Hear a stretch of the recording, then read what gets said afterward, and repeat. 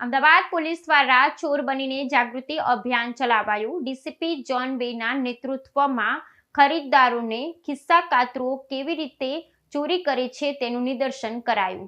અમદાવાદ શહેરમાં દીપાવલીના તહેવાર નિમિત્તે બજારોમાં વધતી ભીડનો લાભ લઈને સક્રિય થતા ગઠિયાઓ અને ખિસ્સા કાતરુઓથી નાગરિકોને સચેત કરવા માટે પોલીસે એક અનોખું જાગૃતિ અભિયાન ચલાવ્યું હતું। પોલીસ ઉપ આયુક્તના નેતૃત્વ હેઠળ પોલીસ કર્મચારીઓએ ખુદ ખિસ્સા કાતરુનું રૂપ ધારણ કરી ખરીદી કરી રહેલા લોકોને ચોરી કેવી રીતે થાય છે તેનું જીવંત નિદર્શન કરાવ્યું હતું। આ અસામાન્ય અભિયાનનો મુખ્ય હેતુ લોકોને પોતાની કિંમતી વસ્તુઓ સુરક્ષિત રાખવા માટે જાગૃત કરવાનો હતો, જેથી તેઓ તહેવારની મોસમમાં કોઈપણ ચિંતા વગર ઉત્સવનો આનંદ માણી શકે।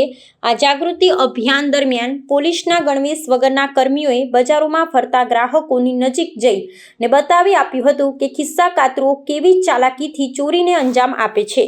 પોલીસ દ્વારા આ પ્રયોગમાં સફળતાપૂર્વક ચોરી કરવામાં આવેલી વસ્તુઓ ફરીથી તેના માલિકોને પરત કરવામાં આવી હતી। આનાથી લોકોને અનુભવ થયો હતો કે તેઓ ભીડમાં કેટલી બેદરકારી રાખી રહ્યા છે અને અજાણ્યા લોકોની હિલચાલ પ્રત્યે કેટલો અસાવધ રહે છે। પોલીસના આ વિશિષ્ટ અભિયાને નાગરિકોમાં સુરક્ષા પ્રત્યેની સજાગતા વધારવામાં મહત્વનો ભાગ ભજવ્યો છે।